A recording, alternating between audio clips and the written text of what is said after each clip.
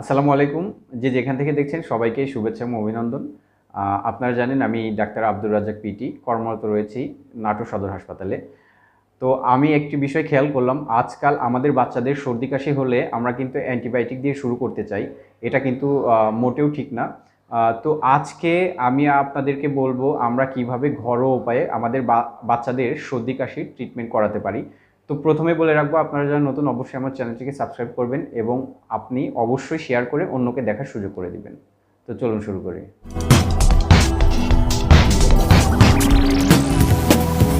তো আমরা যেভাবে ঘরোয়া উপায়ে ঠান্ডা কাশির চিকিৎসা করাতে পারি, এর জন্য আপনাকে 250 মিলিলিটার হালকা কুসুম গরম পানি নিতে হবে।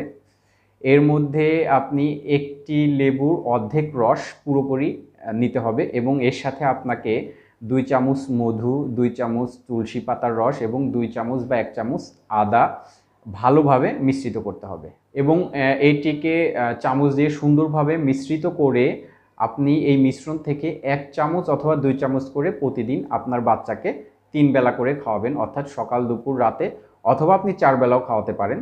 তো দেখবেন ইনশাল্লাহ সাধারণ সর্দি কাশি এর মাধ্যমে প্রতিরোধ করতে পারবেন।